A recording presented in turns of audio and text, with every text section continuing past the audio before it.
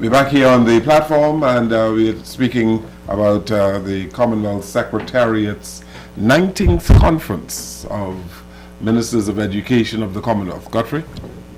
Gentlemen, I have one question, which can be answered from two ways. And Dr. Taylor, I want you to answer it from your perspective and Mr. Nazar from his perspective. And the question is this. The global agenda, which will be reflected in the post-2015 development goals, right?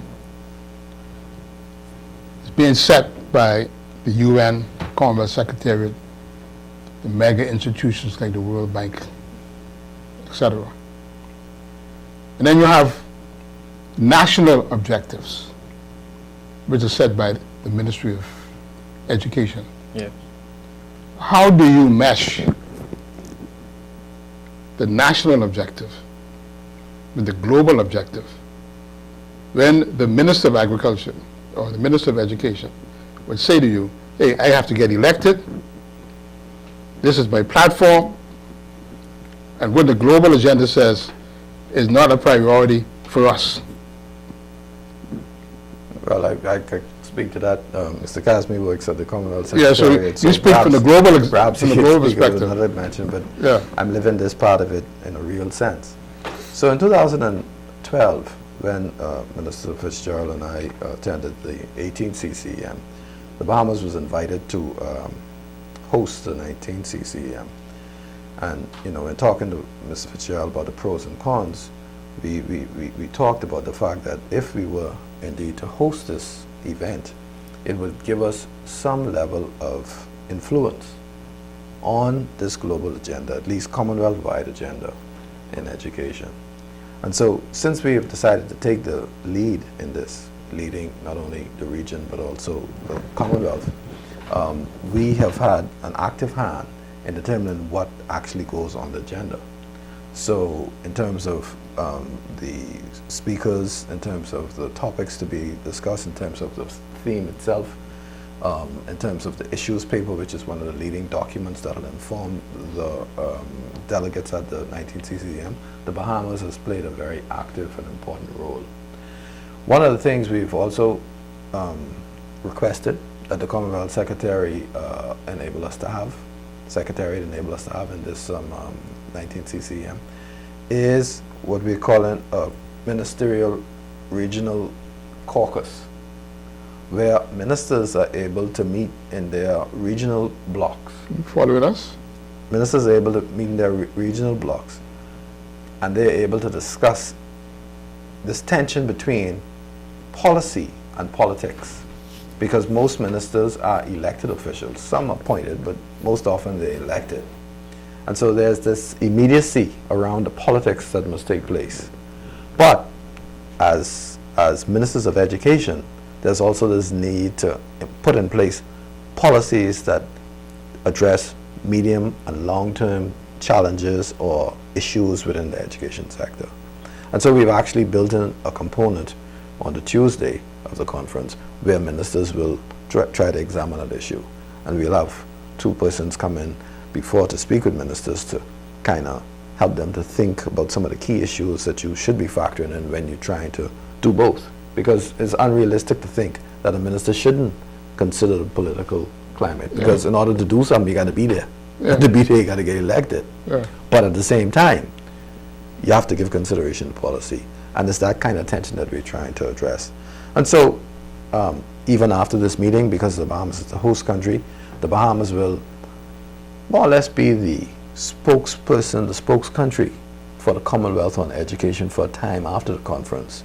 So for instance, in the meeting in September that they have in the big development meeting that's going to take place in the UN in New York. In New York, the Commonwealth will more than likely ask Minister Fitzgerald to attend and to be more or less the face for Commonwealth education, I think. So in terms of the Bahamas being a part of the global agenda, not only on the periphery, not just as a receiver, but the Bahamas, in terms of the Commonwealth, will actually be one of the lead spokespersons. So, from the global level, Casmi, from the global level, yeah. Well, I'll give you a very small background as well. When we did the previous ministerial meeting in Mauritius in 2012, we formulated a Commonwealth Ministerial Working Group, which was chaired by the then host of the ministerial meeting, which was the minister from Mauritius. And that ministerial working group was convened at the Commonwealth Secretariat's headquarters in London. We developed a statement on education, which was Commonwealth's statement signed by the ministers, which was presented to the representative of the UN high-level panel process, so that what Commonwealth would like to see in terms of goals and targets in education are reflected in the global education goals, which were to be agreed for post-2015. That was one component which was done. The progress on that will be reported in the Bahamas as well. The second component is we are working very closely with other UN organizations such as UNESCO, and we will be meeting a small focus group meeting will be held in Korea towards the end of the May, of the Commonwealth education ministers participating. Mr. Fitzgerald from the Bahamas will be there, and the previous host of the CCM, the Mauritius minister from the Mauritius will also be there. So for us, the task is that we have to have a Commonwealth response or a position on post-2015. So that when we prepare that Commonwealth's position, we bring it to the Bahamas, we debate, we have deliberations within the ministers, and we agree. And then we will request the host government minister, Mr. Fitzgerald, to take forward that Commonwealth's position to the UN in September this year, so that the Commonwealth's perspective is fully articulated at the UN level. That is one component. The other component of the work will be that we would like to have a new ministerial working group created. After this CCM, which is to be held in June, the ministerial working group will again meet at the Commonwealth Secretariat in London later this year, after September, once the new goals have been announced and signed off. And that ministerial working group will be headed by the chair. Chair will be Mr. Fitzgerald from the Bahamas, and the task of the ministerial working group will be to develop a Commonwealth Accelerated Development Mechanism for Education. So that will be focusing on Commonwealth Secretariat's niche areas in education, which could be, say, universal basic education. It depends upon minister what they agree to promote as a role for the Commonwealth Secretariat, and also to have priorities for the Commonwealth as a whole, what the Commonwealth will be doing. The third component is that we want to facilitate a ministerial discussion while in Bahamas to agree what should be the priorities for the Commonwealth, and how those priorities and the plans, when you were saying transforming from global to the local level, how the local plans could be harmonized or aligned with the global plans, so that the global plans or the global targets are going in certain direction. We don't want the local targets to be going in a completely different direction, but how to bridge the gap so that both the parties are complementing and working together, as well as local as well as the international. So this is what the plan is. And if I could just say another thing, one of the good things about working with the Commonwealth Secretariat is in the Commonwealth, of course, most countries have this common legacy. It may not be the best legacy in terms of the colonialism and some of the things that came along with that, but we did inherit common systems of governance and education and so forth. So it enables member states to be able to learn a lot from others, because you don't have to do as much as trying to weed out things that are different, because the systems are different and all of that. So it makes comparison and comparative work a little bit easier. That's one thing. The second thing is there are, I think, 31 of the 53 states of the Commonwealth are considered small states. And every state in the Commonwealth, just like in UNESCO, has one vote, but the small states have it. The small states have it. And the Commonwealth has been a strong advocate for small states and the issues pertinent to small states. So the Commonwealth has done a lot of work on mainland achievement, has seen small states, many small states of the Caribbean. Commonwealth has done a lot of work on the migration issue, people migrating from small states to large economies in order to get tertiary level education and then remain in there to work in industries relevant to the kind of studies that they've Yeah. done.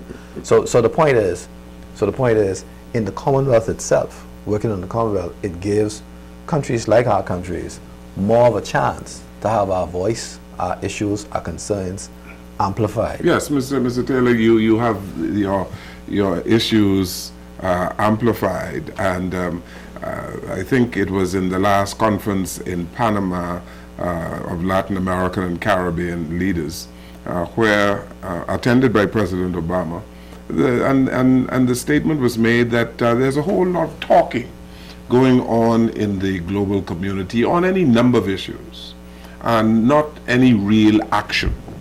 After this 19th Commonwealth meeting, people in the Bahamas and small countries, small developing countries, would like to see some action. But in order for you to have action, it takes money to make some things happen. These goals, these objectives, they might be discussed and promulgated, but in terms of how you're going to move forward, who will do the actual funding and cause these things to happen? Well, let me say this though. The way you've posed your question or the statements that you've just made makes it appear that funding is the only thing you need in order to see action. But what I would put forward is that we've tried that before. We've taken money before and we've thrown it at things. We just thought that just money being put here could solve the problem. But we found in a lot of instances that money was not well placed. So while people might criticize talking, part of the thing that could come from talking is first a better understanding of what the issues might be, what indeed might be the problem, right? And then once you understand better what the problem is, what are some of the types of solutions or what are some of the types of options that might be employed to bring about some level of solution to the problem. And then the scarce resources that we do have, putting them in a systematic way to address these issues. But Mr. Taylor, Jones alluded to this issue of financing, right? Let's look at it on the ground in the Bahamas. All right? Your system is only as good as the people who deliver it. We have a culture in this country, unlike, for example, in the Scandinavian countries, where the best brains go into teaching. Scandinavia, the best brains go into teaching. And they're paid well. And they're paid well. That doesn't happen here. And throughout the region. And throughout the region. That's why we got Guyanese teachers here, Jamaican teachers here, because they can't make no money in Guyana. That's we can't gloss over that. Not a matter of glossing over That's the reality. But But at the end of the day, it's all about finance. You see, you can sit down and talk and come up with a lot of ideas, and ideas, you have a whole lot of that among educators. But in order to make things happen, to deliver quality education, there's a cost associated with that. Right? Yes, of course. And you're No one is disputing talking about no one is quality disputing that, education you know. for equitable Development. But let me make this point. I came out in an era, right, where the people who had the most impact on me educationally, they didn't have no teacher education program. They just happened to be smart and could teach, right? And many of them have risen. Dame Ivy, you know, Lady Miss Wallace, Miss Went. These are people who taught me in class 1, but they taught me the fundamentals of education. I got the fundamentals of my education in the government system, because in my day, you couldn't go to certain schools at that age, and you didn't go to higher education until you were around 11, 12, and you went to high school. But the fundamentals of my education are people who just happen to be smart but dedicated and knew how to teach. We don't have that today, Mr. Dr. Taylor. Well, I wouldn't make that claim. No, I know a lot of very capable and competent teachers. I'm not saying that there aren't some teachers who don't carry their full weight. I'm not saying that there aren't some teachers who might need more in the way of training and so forth. But from my experience, I wouldn't say that we don't have good teachers. I think one of the challenges we have, in addition to the fact that we like to blame everybody for this one for this and this one for this, but never ourselves, that's one thing, is that we don't have a recognition for what it means to move from an elite education system to a mass education system. And that's what the Bahamas has done. In 60 short years, we have moved from a situation where only 1 in 21 primary school leaver went on to secondary school, to a situation where virtually every student goes through 12 years of schooling. Anytime you put that kind of increase on a system, you expect to have some level of dysfunctionality, some level of... Yes. I mean, if you put a lot of load on a system, it takes a while before you could build a capacity to handle all the issues that come along with that.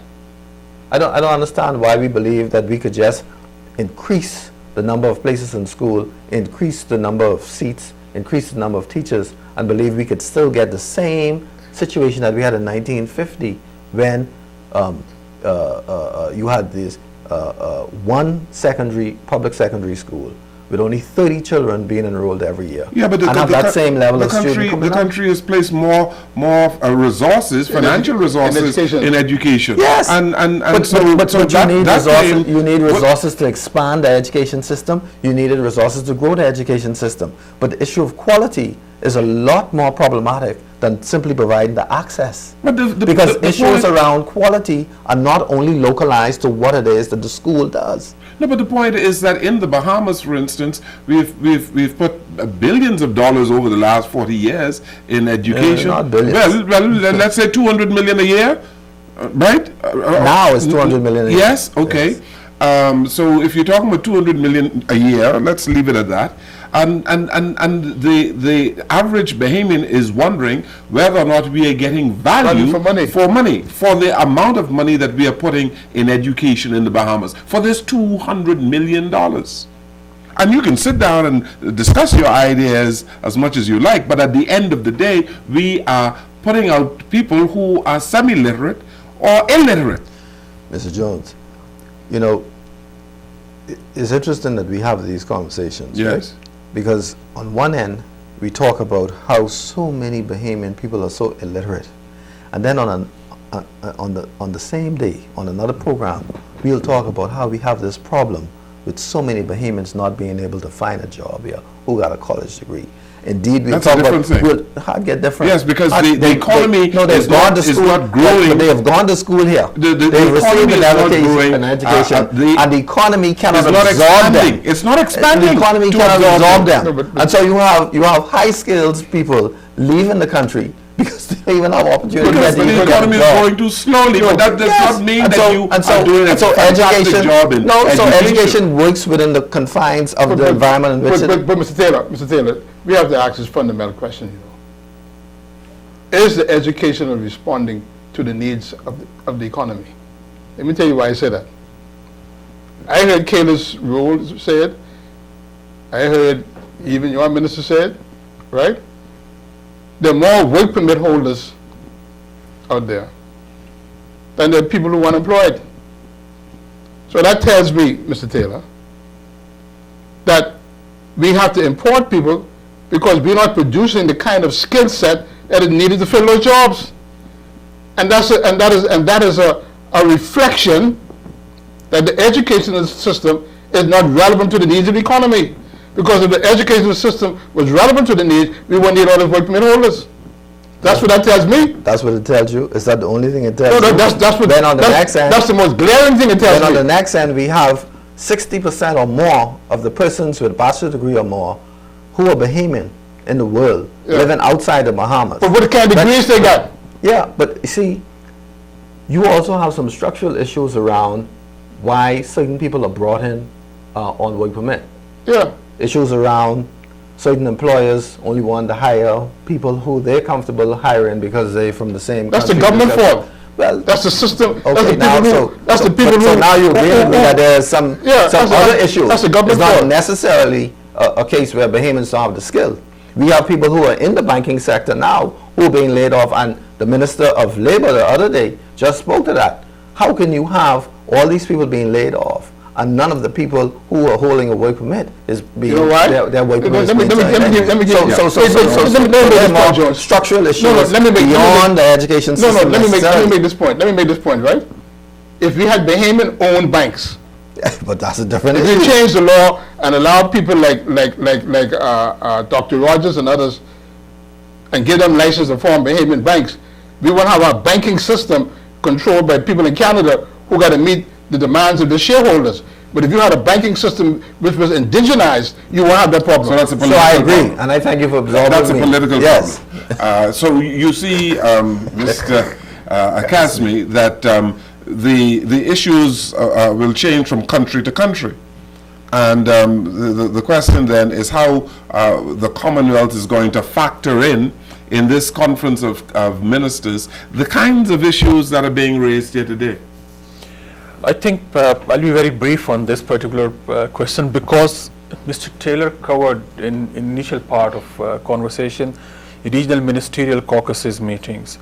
So one of the option would be when the ministers will meet in their regional groupings, there will be quite a lot of opportunities for the ministers to share the sort of challenges they are facing in their country and how other ministers or other governments within that particular region have also faced such challenges but have addressed them successfully, so that they could learn from each other's experience, and to certain level of challenges they could also work out a strategy or a plan where they could go for a regional action at a regional level. So I think we are providing the platform, we are creating the opportunity for the ministers to have that discussion in the regional setting, as well as once they have done that, to come back in the main plenary with the ministers from all 53 countries, and simultaneously the smaller states, 31 ministers, to have those deliberations at that particular level. So I think we are giving them a solid agenda, we are giving them some anticipated outcomes. We're talking about the post 2015, we're covering the spectrum from right from early childhood education to the higher education. So we, with the partnership from the government of Bahamas, are creating that opportunity. Now it is for the governments and those of us who are facilitating, some of them are ministers, some of them are technical experts who are taking part in this meeting. It is then their responsibility to kind of pull it together where you could have a response to the sort of questions that you have. So all of the information that you come up with at the conference, the contributions are going to be distilled into a communique, I believe, right? And you're going to do that in 5 days? Yes, we're You're going to do that in 5 days? Yeah. The technical people do that. Well, the communique will be the developed. technical It people will do not be, I know it's a challenge because the meeting is very broad in nature and we have to Yes. pull it down to the high level objectives or agenda items that we want to achieve. Yes, we'll do it in 5 days. Yeah. Okay, let's take another break here. This is our break on the platform, and we continue to talk about education in the Commonwealth. We'll come right back.